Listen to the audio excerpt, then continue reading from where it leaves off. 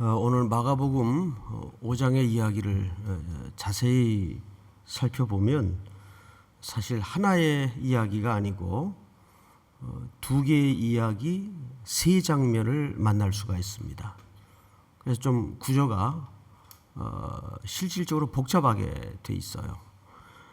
그 이유가 이렇습니다. 우선 21절을 한번 볼까요? 21절. 원래 이야기가 여기서부터 시작이 됩니다. 예수께서 배를 타시고 다시 맞은편으로 건너가시니 뭐가 그에게 모였죠? 큰 무리. 오늘 이야기 속에는 이 큰 무리가 굉장히 중요한 상징성을 안고 있어요.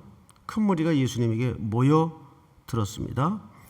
이에 바닷가에 계시더니 회당장 중에 하나인 야이로라 하는 이가 와서, 사실 이 이야기로 시작을 해서 이 이야기로 끝이 납니다. 근데 그 사이에 샌드위치 구조로 오늘 혈류병을 앓던 여인의 이야기가 이렇게 슬쩍 끼워져 있죠. 그래서 혹자는 이 두 개의 이야기가 왜 이렇게 세 장면으로 연출이 될까? 정말 다른 얘기일까? 사실 이 두 이야기는 하나의 메시지를 담고 있습니다. 자세히 보시면 22절에 회당장이 등장을 하죠. 근데 그 이름이 누굽니까? 네, 이름이 야이로입니다. 야이로라는 말이 아이러니가 좀 있어요. 한번 따라서 해볼까요? 그가 살린다. 야이로라는 말의 의미는 그가 살린다라는 의미를 갖고 있습니다.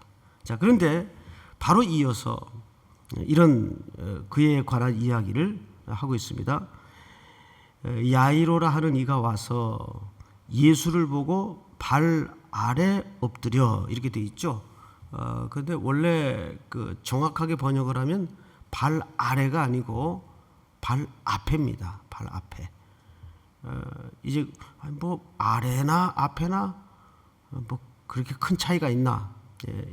오늘 전체 이야기 속에 좀 차이가 있는데 그 차이가 미세하나마 또 중요한 의미를 갖고 있습니다. 그래서 차근차근 조금 더 들어가 보죠. 그 발 아래 또는 발 앞에 엎드려 간곡히 구하여 이르되 내 어린 딸이 죽게 되었사오니. 누구의 딸이죠? 이 딸은 야이로의 딸이에요. 근데 그 이름이 방금 뭐라고 말씀을 드렸죠? 그가 살린다. 이름과 병들어 죽어가는 딸. 어떤 그림이 그려집니까? 아이러니죠. 그러면 우선 회당장의 위치를 한번 조금 더 생각해 보십시다. 회당장은 이 당시 누굽니까?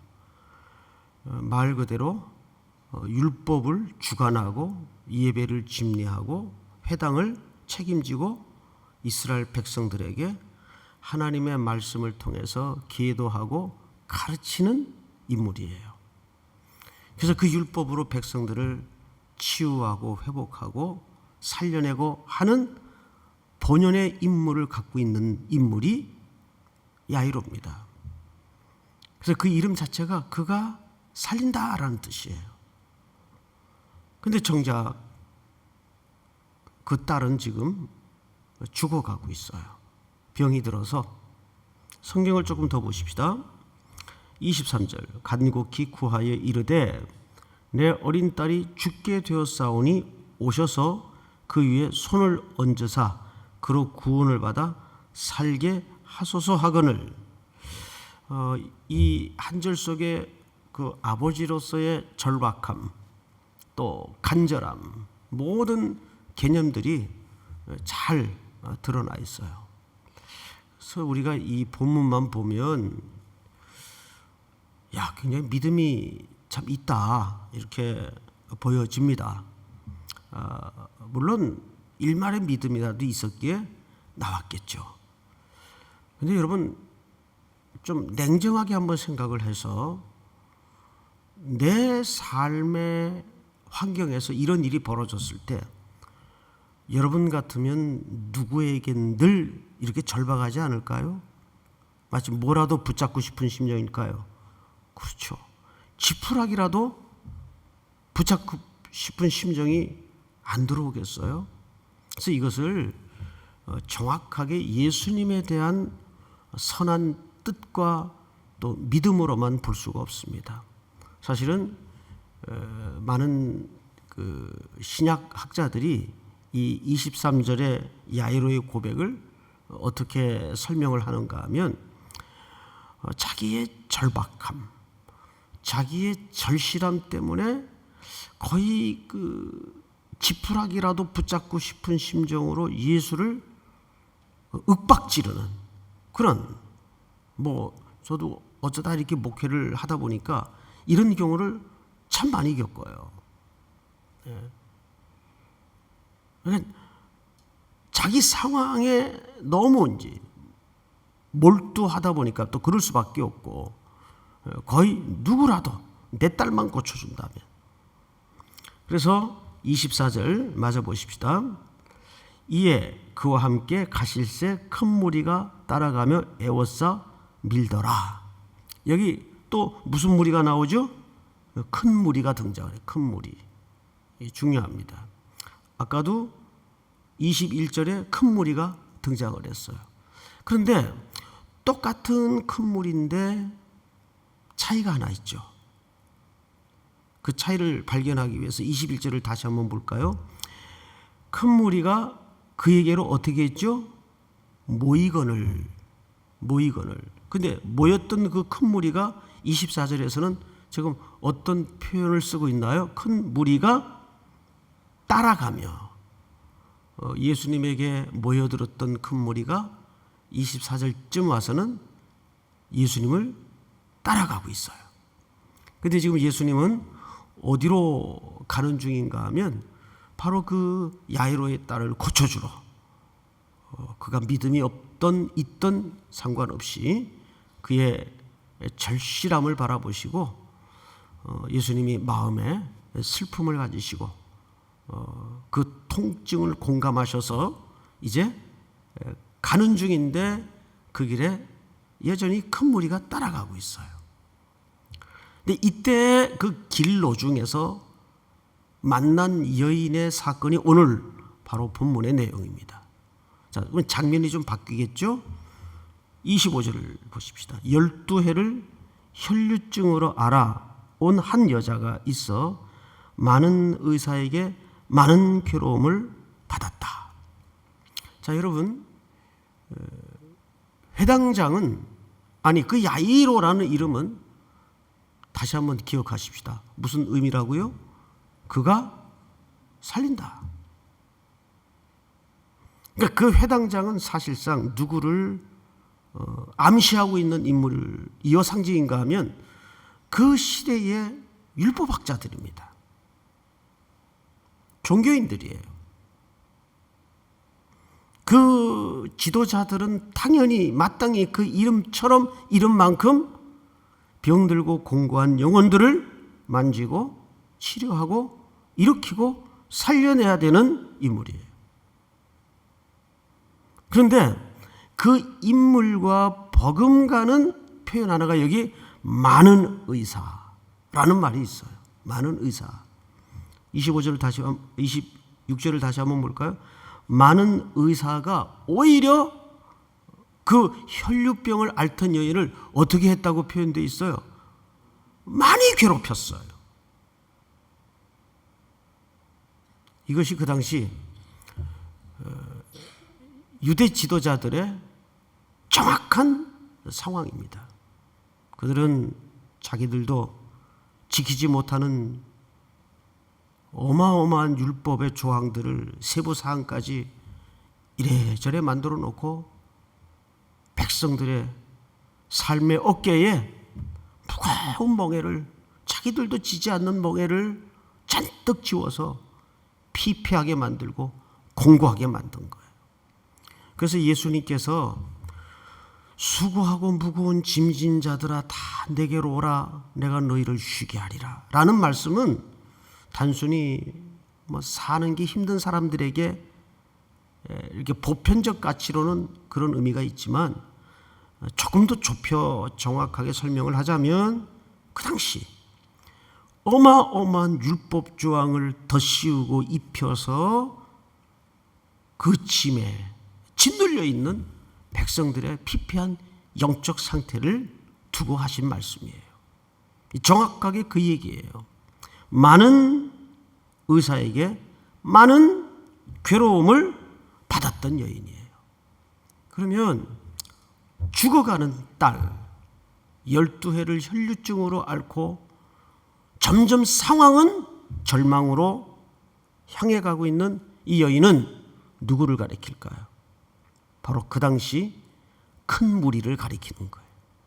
그래서 계속 반복해서 예수님에게 큰 무리가 모여들었던 무리는 그 예수님을 지금 따라가고 있어요. 이런 단어 하나 선택에 예수님의 깊은 의중과 의도가 여기 녹아지고 있는 거죠. 자, 맞아 보십시다. 많은 의사에게 많은 괴로움을 받았고 가진 것도 다 허비하였으되 아무 효염도 없고 도리어 더 중하여졌던 자에 그 율법의 그 교조적인 가르침으로는 그들의 삶이 회복되거나 되살아나거나 꽃피어지질 못하죠. 이제는 가진 것마저도 다 떨어지고 병은 점점 더 깊어져 절망을 향해서 가고 있어요. 이것이 그 당시 이스라엘의 정확한 영적인 상태였습니다. 이때 돌발 사건이 하나 벌어집니다. 27절을 한번 같이 보십시다. 27절 시작. 예수의 소문을 듣고 무리 가운데 끼어 뒤로 와서 그의 옷에 손을 대니. 뭘 들었다고 되어 있죠? 여인의 이 행위는 분명 믿음의 행위예요. 그런데 그 믿음은 어디서 났을까요? 예수의 소문을 듣고. 그 믿음은 들음에서 나요. 기생 라합이 두 정탐꾼에게 고백해낸 놀라운 이야기는 두 정탐꾼을 혼비백산하게 만들었어요. 이 우상의 땅 가나안에 들어가 보니까 놀랍게도 믿음을 가진 여인 하나가 하나님의 구원을 기다리고 있었다는 거예요. 그래서 그 입에서 터져나오는 고백은 경이로울 정도의 놀라운 이야기였어요. 너희가 홍해를 건너고 광야를 지나면서 하나님께서 너희들을 어떻게 구원했고 어떻게 인도하였는가를 우리가 듣고 다 떨었다라고 돼 있어요. 이 기생 라합의 믿음도 결국은 그런 하나님에 대한 이야기를 뭐 한 거예요? 들은 거예요. 그러면 뒤집어 보면 이 두 정탐꾼은 들어가서 한 게 뭐 있나요? 그 간증 듣고 온 거예요.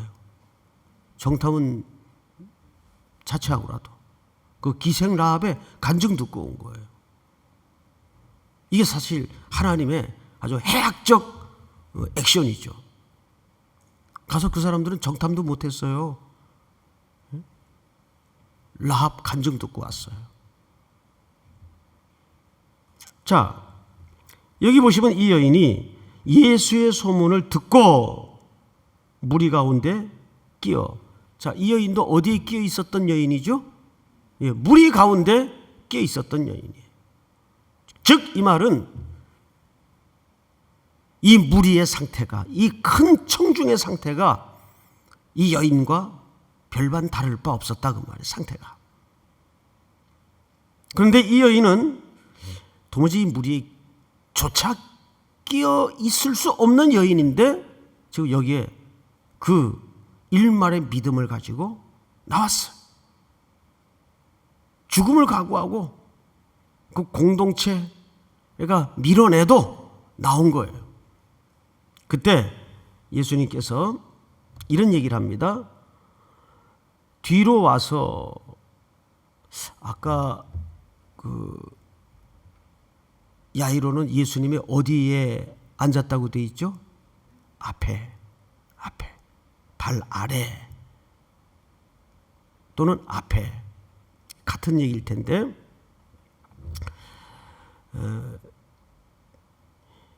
22절을 한번 비교해 볼까요?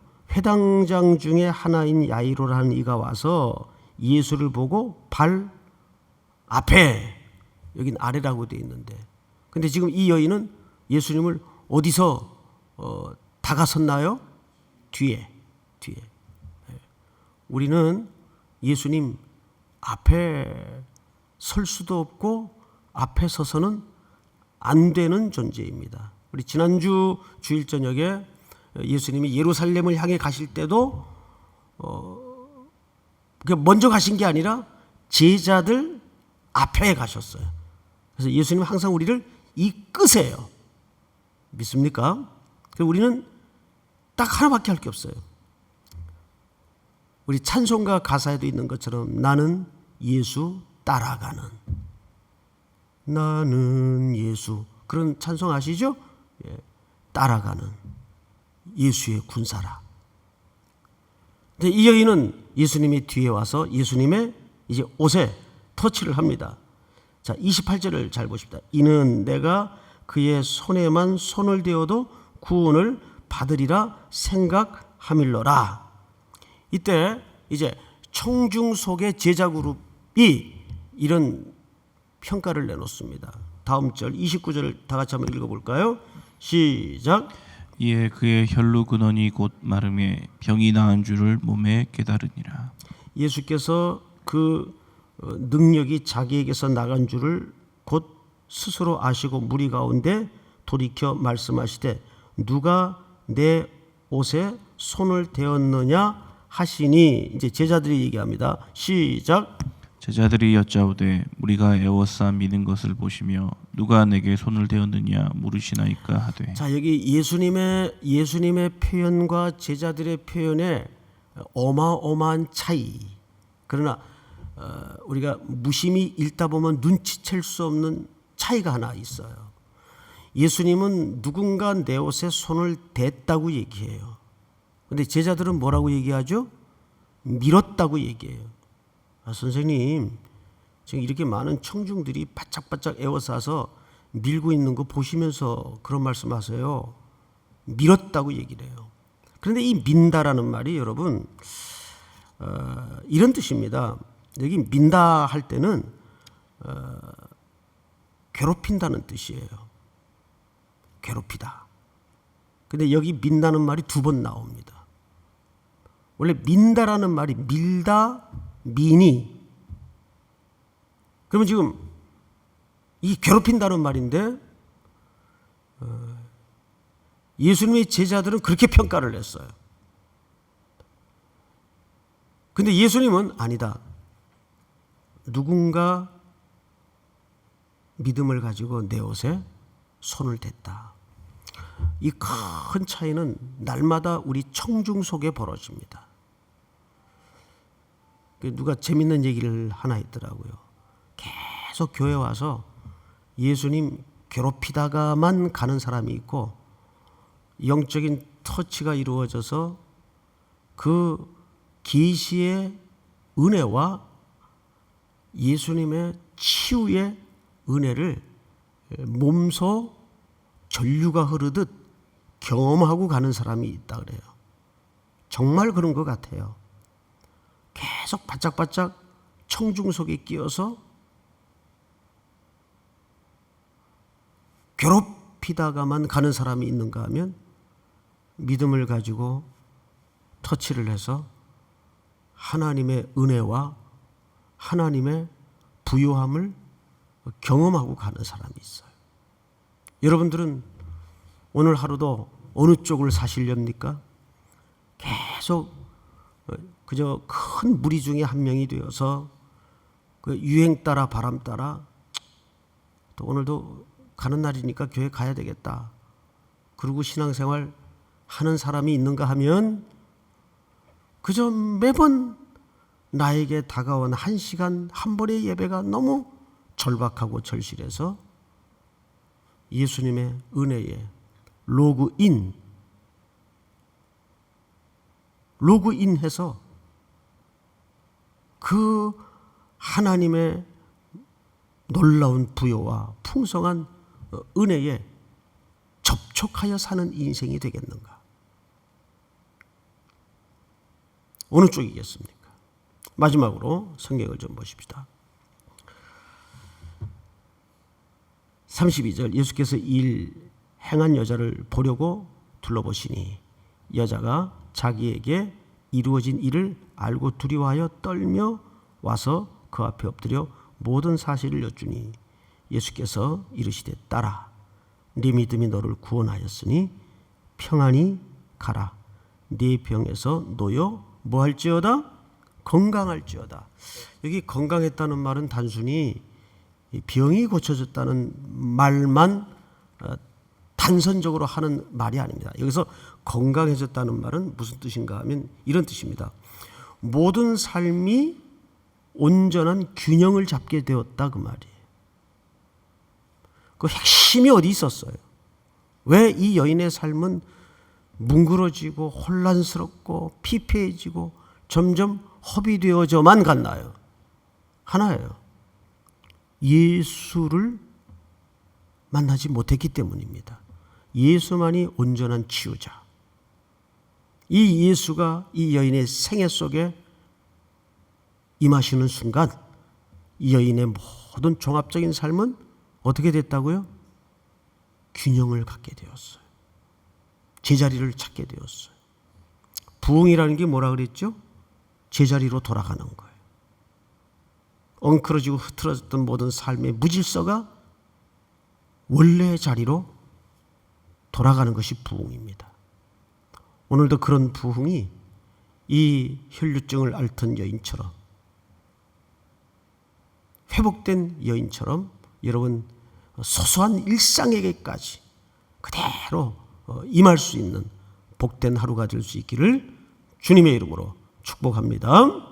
우리 시간 다 같이 한번 통성으로 소리내서 기도하겠습니다. 두 가지 제목을 놓고 기도하죠. 이제 모든 방학했던 교회 안에 클래스들이 다 이제 개강을 하게 됩니다. 이런 내면의 준비를 통해서 또 땅끝까지 가서 내 증인이 되려는 주님의 이 거역할 수 없는 우리 생의 명제 앞에 순종을 준비할 수 있도록 인도해 주시고, 오늘 주신 말씀처럼 하나님, 내 생애는 혈류증을 앓던 여인처럼 무너졌습니다. 비틀어졌습니다. 혼란스럽습니다. 오늘 이 새벽 주님을 밀다가 가는 인생이 아니라 주님의 전능하심과 그 사랑에 로그인되어서 주님 안에 그 모든 부여를 경험하는 그런 한날 또 남은 생애가 될 수 있도록 도와주시옵소서. 우리 시간 다 같이 한번 통성으로 소리내어서 기도하시다가 일어서시기 바랍니다. 사랑하시는 아버지 하나님, 은혜를 진심으로 감사합니다. 오늘도 이 새벽 주신 말씀 앞에 하나님의 은혜에